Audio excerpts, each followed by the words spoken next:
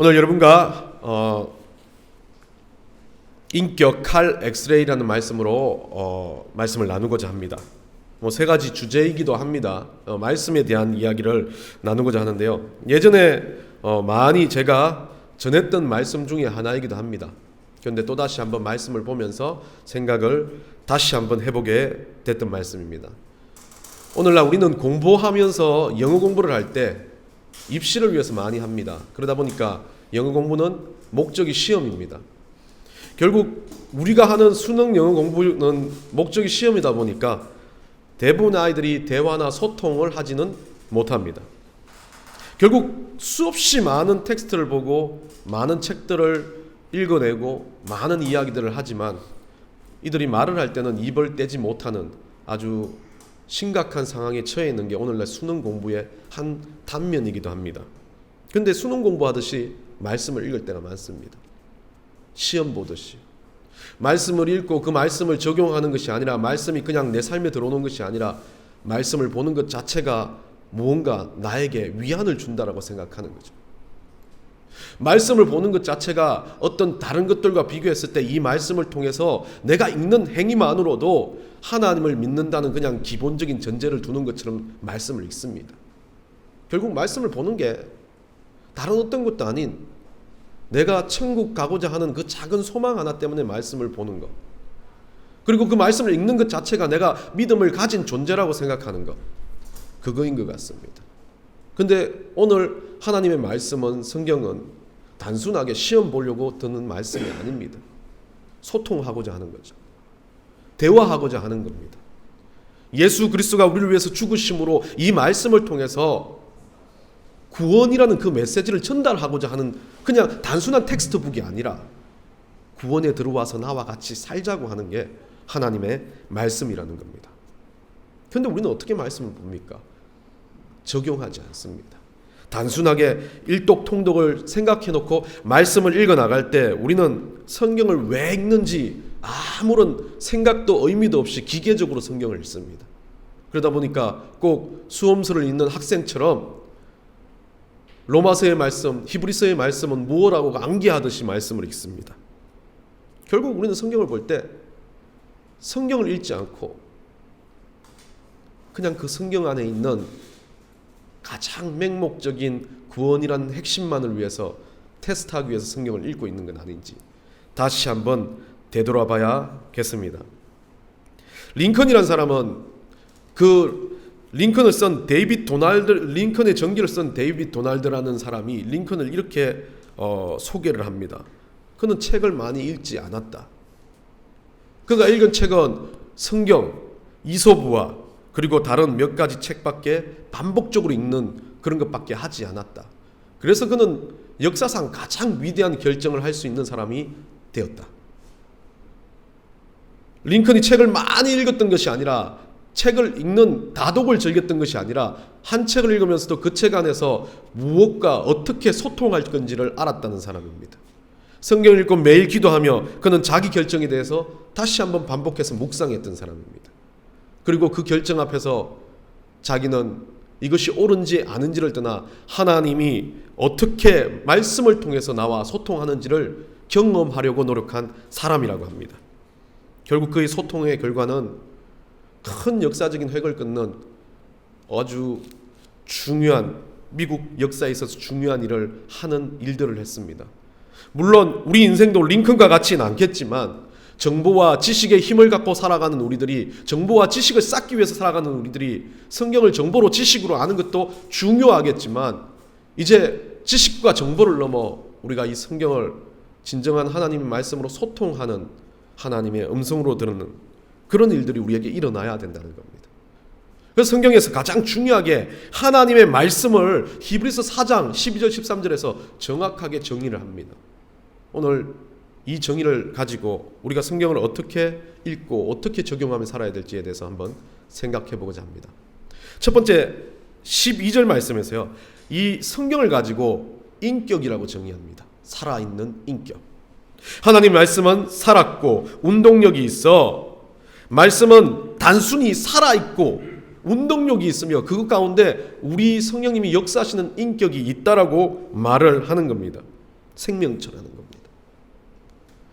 어떤 다른 소설책을 읽고 어떤 책들을 읽었을 때 그것들을 수험서로 읽을 수밖에 없는 건 생명이 없습니다. 그거는 그냥 지식으로 채워지는 것으로 끝나버리기 때문에 우리는 그 책을 읽을 때 그 책 속에서 지식만 빼내면 됩니다. 그런데 성경은 그렇지 않답니다. 성경은 살아있는 말씀이라는 겁니다. 생명력이 있다는 겁니다. 태초에 하나님께서 우리를 창조하시면서 성령님과 함께 우리를 창조하셨고 말씀으로 우리를 창조하셨던 그 이유가 오늘 이 성경의 말씀이 우리에게 살아있는 말씀으로 역사되기 때문에 그렇다는 겁니다. 12절 운동력이 있다라는 이 단어 여러분에게 많이 설명을 했지만 에네르게스라는 단어를 씁니다. 명사형으로는 에네르곤을 씁니다. 에네르게스라는 단어는 무언가가 움직임을 나타내는데 단순한 움직임이 아닙니다. 이것은 어떤 일들에 대해서 역사하는 대단한 일들을 일으키는 기적도 이야기하지 않습니다. 원래 히브리서에서 말씀하시는 건 심판대 앞에 서서 구원을 얻는 운동력을 말하고 있습니다. 다른 말로 하면 내가 이 말씀을 읽어서 하나님의 백성으로서 살고 있는지 자기 스스로를 바라보게 되는 것, 나를 관찰하라고 이야기하는 겁니다. 이 운동력은 역동적인 에너지를 말씀하고 있습니다. 그래서 살아있다는 것을 이야기하고 있습니다.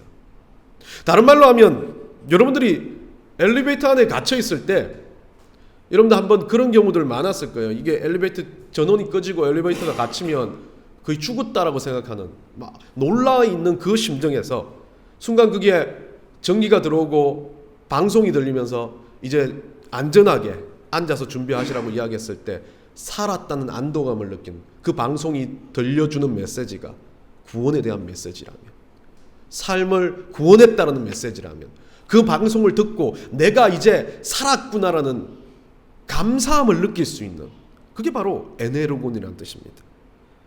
성경은 그래서 이런 역동력을 가지고 인격적인 성령님께서 함께 하신다면 성경은 상식적이라는 거예요. 성경은 비인격적이고 비상식적인 움직임이 아니라 상식적인 움직임을 말합니다. 화재가 나고 사람이 다 죽어갈 것 같은데 그 죽음 가운데서 하나님이 비를 뿌려가지고 사람을 살리셨다고 사람들이 막 칭송을 하는 부분들을 예전에 어떤 글에서 봤습니다. 그런데 그 다음에 또 다른 화재가 일어났습니다. 그런데 그때는 바람이 너무 많이 불어가지고 수많은 사상자가 났습니다. 그래서 어느 비평가가 말합니다. 너희 하나님 어디 갔냐라고. 그렇게 너희들이 칭송했던 기적을 일으키고 화재를 진압해 주셨던 그 하나님, 능력의 하나님은 어디 갔냐. 그 하나님이 10명 죽을 걸 200명이 죽게 한 바람을 불게 하지 않았냐라고 말합니다.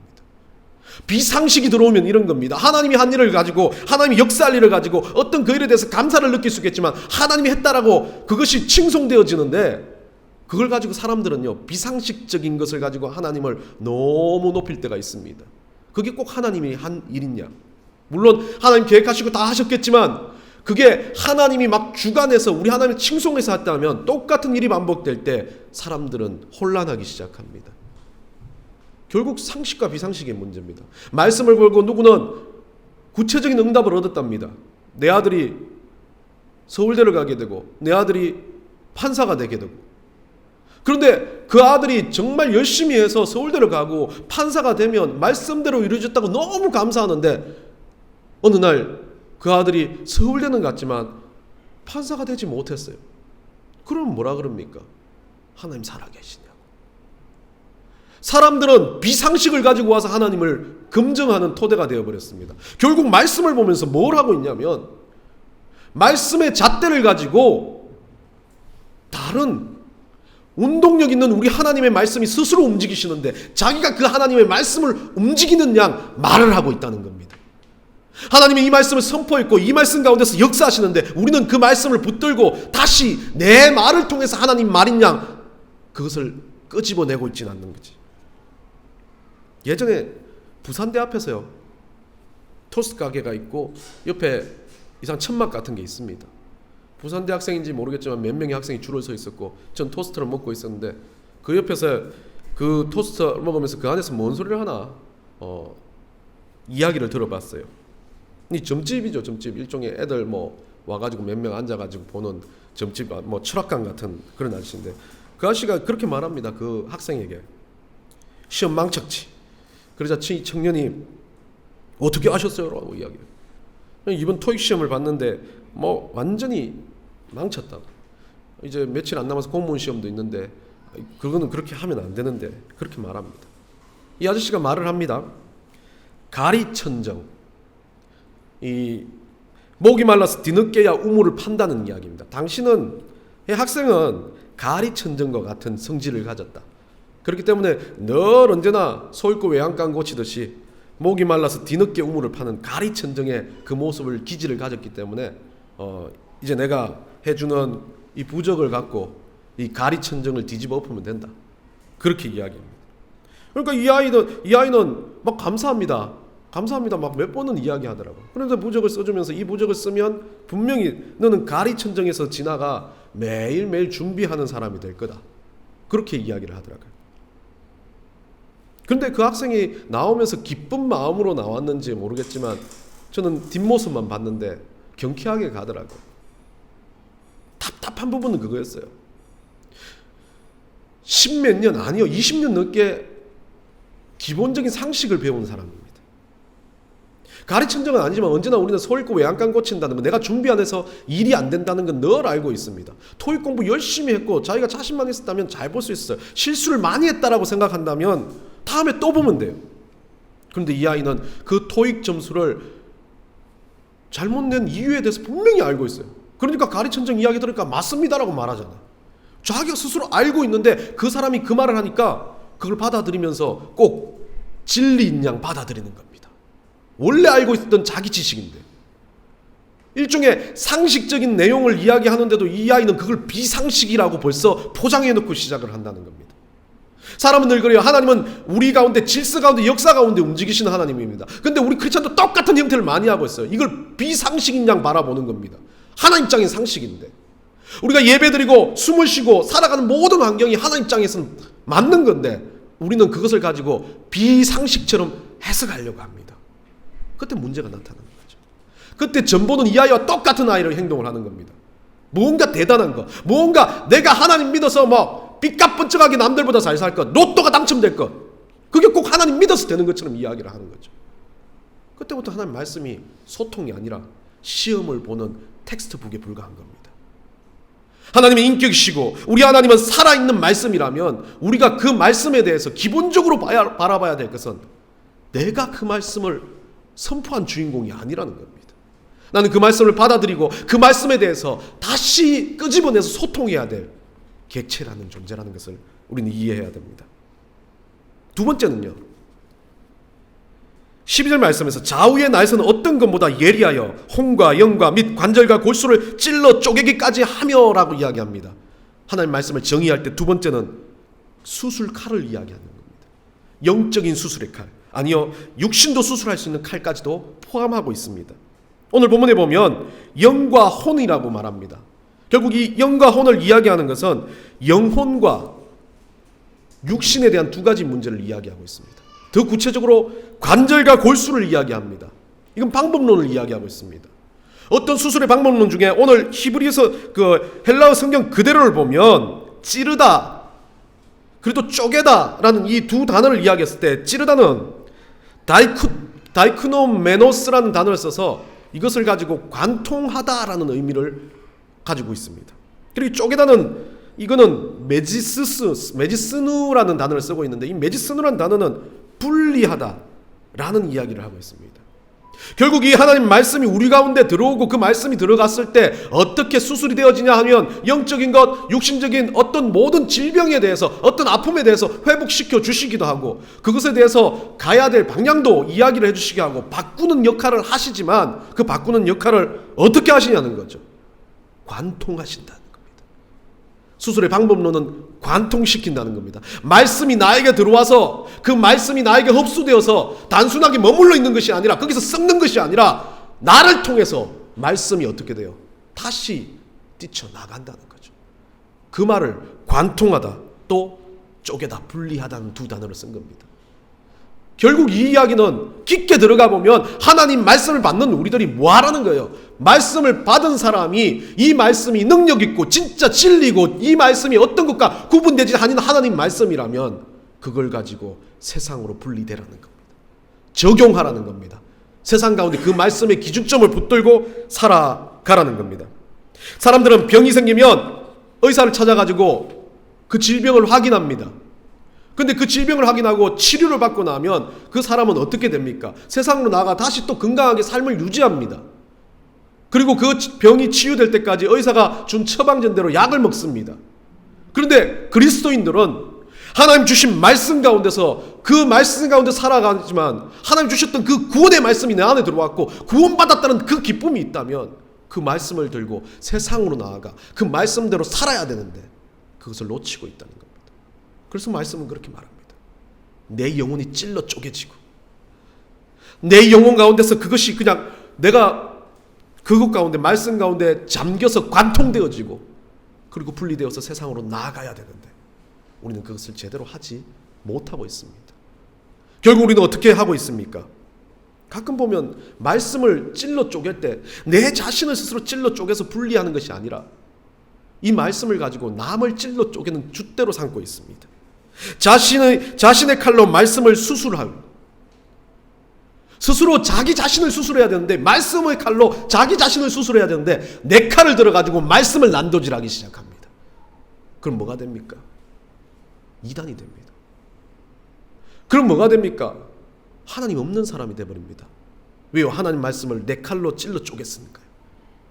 오늘날 우리의 살아가는 모든 사람들이 하는 것들 중에 너무 많이 하는 건 가끔 보면 내가 스스로 하나님 말씀을 찔러 쪼개진 않지만 이건 너무 잘해요.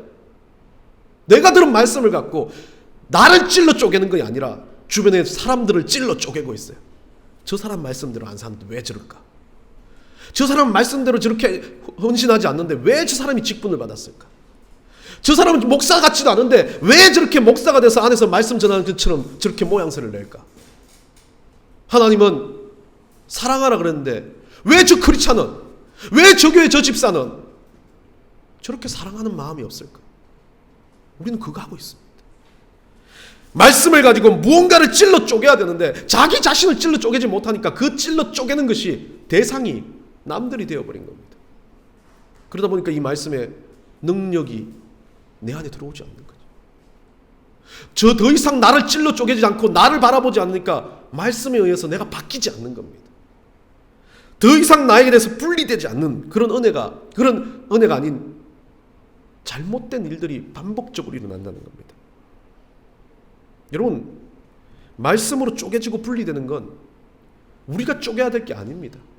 말씀 안에 들어간 우리가 쪼개져서 우리가 그 영적 수술칼에 의해서 난도질 당해서 우리가 그 당한 만큼 너덜너덜한 마음을 가지고 세상으로 나아갈 때 우리 하나님은 거기에서 회복의 역사를 채워주신다는 거죠. 단순하게 그것으로 머물러 있지 않게 하신다는 겁니다. 마지막으로 세 번째입니다. 이 세 번째는 영적인 엑스레이를 말합니다. 12절 하반부에 가면 이렇게 말합니다. 또 마음과 생각과 뜻을 감찰하나니. 하나님은 그것에 대해서 감찰하다, 그것에 대해서 지켜본다, 그것에 대해서 관리한다, 그것에 대해서 다 알고 계신다라는 이야기를 합니다. 똑같은 뜻으로 쓰여집니다. 결국 하나님은 무언가를 바라보고 계시고 그것을 지키시고 그것에 대해서 알고 계시지만 하나님은 꾸준하게 내가 어쨌든 내가 잘못해도 하나님 참고 계신다는 거예요. 감찰하고 계속 계신다는 거예요. 왜 그렇습니까? 우리가 바뀔 때까지. 하나님 진단 내려주셨잖아요. 언제나 우리에게 하나님은 진단해 주십니다.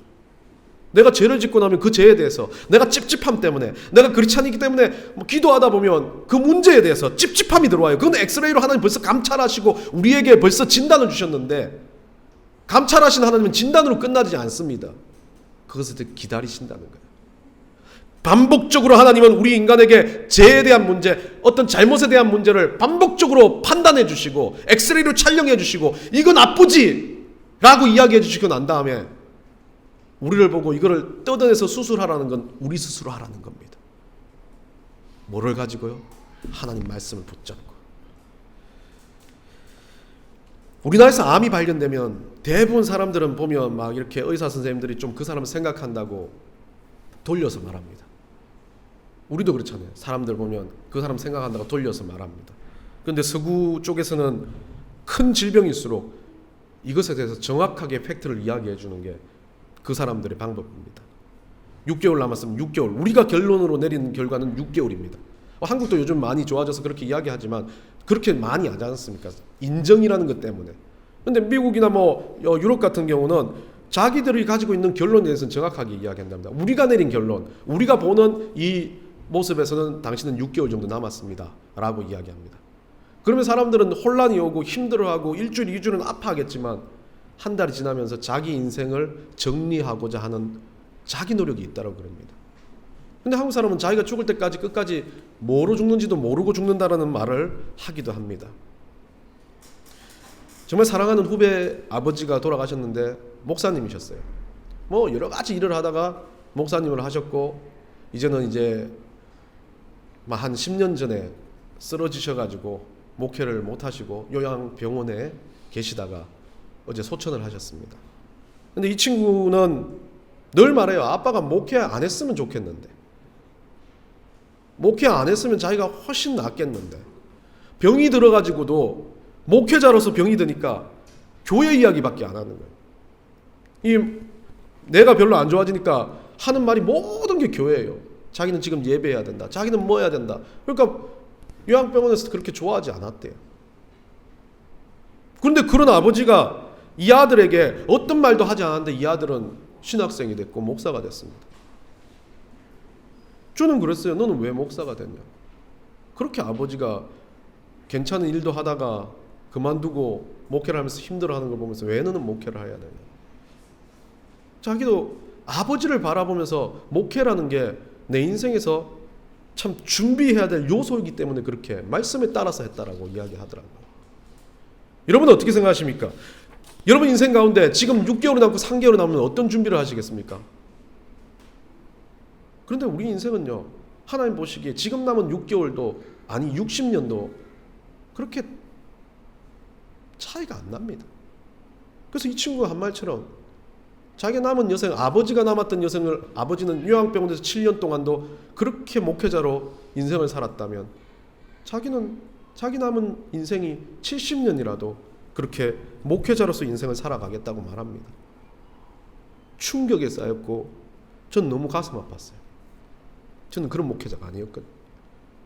그만두고 싶었고 도망가고 싶었고, 목회라는 게 참 쉬운 일이 아니구나, 나 같은 사람이 목회를 할 수 있는 게 아니구나라고 수천 번 반복했고 어쨌든 울면서 반복한 게 그건데, 이 친구는 죽은 아버지 앞에서, 돌아가신 아버지 앞에서 자기도 이제 그 일을 위해서 없지만 힘들지만 반복해야 되겠다 라고 말하는 거예요. 사람이 얼마 아니고 사는 것도 좋아진 게 아무것도 없고, 그 아들도 큰 질병 때문에 몇 번 수술을 받아야 될 그 아들, 그 아버지가 하는, 자기 아버지처럼 이렇게 목회자로 살아가야 되겠다라고 고백하는 걸 봤을 때 참 두 가지 마음이 반복돼요. 내가 하나님 앞에 인생의 선고를 받았을 때 나는 이 일을 계속할 건가? 이제 3개월 있으면 너 죽을 텐데 이제 네가 마지막 네 인생을 준비해봐라 라고 말했을 때, 그럼 나는 이 일을, 하나님이 원하시는 이 일을 계속해서 반복하며 내 인생을 끝을 맺을 건가? 아니면 이 일이 아닌 다른 어떤 것들, 즐기지 못한 것들, 해보지 못한 것들을 찾으면서 내 인생을 조금은 내가 생각하기에 풍요롭게 만들어 보겠는가? 여러분 인생은 어떤지 모르겠습니다. 그런데 이 인생이 맞다, 저 인생이 맞다라고 저는 말을 하고 싶지는 않지만 하나님 말씀 앞에서 준비하는 인생은 최소한 그 아버님과 그 아들이었던 것 같아요. 자기가 죽는다는 판단이 들어서도 이 어렵고 힘든 일을 끝까지 가겠습니다라고 고백할 수 있는 것, 목숨을 걸고 그 일을 하겠다고 고백하는 것이라면 저는 그것만큼 귀한 건 없다라고 생각합니다. 헷갈리고 해야 될지 말아야 될지라고 반복한다면 그 사람은 지금쯤 그 말씀, 우리 하나님 주셨던 영적 엑스레이에 감찰은 당했지만 스스로 찔러 쪼개지고 있지는 않는 사람이라고 저는 평가되어진 거죠. 제가 그런 사람이었고 어쩌면 부족한 많은 하나님 백성들이 그렇게 살아가고 있는지 우리는 한번 생각해 봐야 할 것 같습니다. 말씀의 결론은 맺습니다.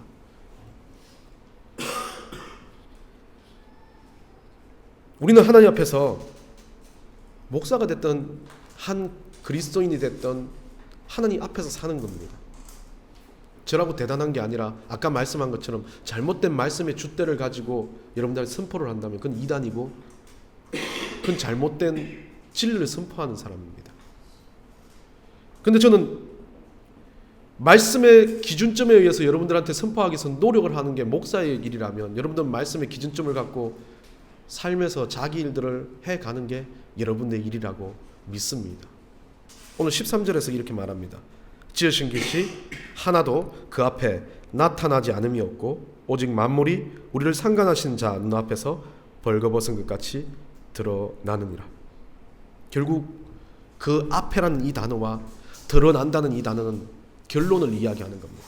내가 뭘 했건 어찌했건 우리 하나님은 말씀을 기준으로, 그 앞이라는 단어는 우리에는 나와 있지 않지만 문맥상으로 봤을 때 말씀 앞입니다. 우리 하나님 하신 말씀 앞에 영혼과 골수를 찔러 쪼개는 그 말씀 앞에서 이제 어디요? 심판대 앞에 섰을 때 다 드러나게 될 거라고. 드러나는데 그냥 드러나는 것이 아니라 그것에 대해서 어떤 마음을 품고 어떤 열정을 가지고 살았는지에 대한 평가를 우리 하나님이, 심판하신 우리 하나님이 하실 거라. 학생 시절에 이거 다음에 하지라고 생각했던 사람은 절대 다음에 못합니다. 우리도 그렇잖아요. 지금 내가 예배해야지 생각하는 사람이 예배하지 않으면 그 예배 시간 사라져버립니다. 내가 말씀 봐야지 하는 거, 말씀을 보고 난 다음에 이걸 적용해야지 한다면 적용만 머릿속에 있는 것을 하면 그거는 벌써 말씀으로 내 안에 들어온 소통된 말씀은 아닙니다. 그 말씀을 읽고 적용했다면 그 말씀대로 나가서 세상에서 던질 수 있는 사람이 돼야 된다는 거죠. 여러분, 우리가 인생을 살아갈 때는 꼭 그렇습니다. 초라하고 작아요. 아무것도 아닌 것 같습니다. 근데 하나님은 우리를 통해서, 말씀 앞에 선 우리를 통해서 초라하고 작은 걸 보지 않습니다. 성도 열댓 명 데리고 일평생 목회로 살아가다가 병을 얻고 요양병원에서 돌아가신 그 목사님을 바라보면서 우리 하나님은 세상의 어떤 목자보다 귀한 목자라고 말할 거예요. 왜냐하면 그에게는 열정이 있었고 하나님 말씀 앞에서, 진리의 말씀 앞에서 자기를 감찰하시는 그 하나님 앞에서 그대로 살고자 했던 소통이 있었다는 겁니다. 펄펄 끓는 가마솥은 여러분 보셨는지 알겠지만 정말 아무것도 아닌 물 몇 방울이 그 안에 들어가면 그 수증기가 그 가마솥 뚜껑을 들어요. 제가 들지도 못하는 그 무거운 가마솥 뚜껑을요. 제가 거기서 본 게 그겁니다. 우리 가운데 은혜가 들어오면, 우리 가운데 말씀의 영향력이 들어오면, 하나님이 소통하고자 음성이 들어오기 시작하면 세상의 그 어떤 무거운 무게도 덜어낼 수 있다는 거예요. 우리는 너무 평범해 보이고 우리는 너무 초라해 보이지만 이 초라한 우리들이 하나님의 말씀 가운데서 들끓기 시작한다면 솥뚜껑이 들리는 그런 역사처럼, 그게 세상 사람들은 기적이라고 말하지만 우리는 기적이 아닙니다. 그게 하나님 주신 사실이고 현실이고 우리에게 주신 은혜이기 때문에요. 그 은혜를 반복적으로 이야기하면서 막 잘됐다라고 이야기하지 않습니다. 왜? 하나님이 허락하신 거니까, 당연한 거니까요. 자랑하지 않아도 돼요. 세상에서 말하는 어떤 기준점과 권력과 욕망을 가지고 본 사람들은 그것이 기적을 만들고 그것이 은혜를 만들고 대단한 일들을 만들어 가겠지만 우리는 그거 하지 않아도 된다는 겁니다. 하나님이 우리에게 주신 선물이니까요. 우리가 일주일을 살아갈 때 여러분 기억하시기 바랍니다. 이 세상도 지나가고 정욕도 지나가고 모든 것 지나가지만 영원히 변치 않는 건 뭐라고요? 우리 하나님 말씀이라고. 그 말씀을 주신 근본적인 이유가 그거예요. 성훈아, 넥스트에 누구야? 이 땅에 사는 짧은 시간 동안 내가 너와 순간순간 소통하고 싶다, 이야기하고 싶다라고 말하시는 우리 하나님의 음성인 줄 믿으시기 바랍니다.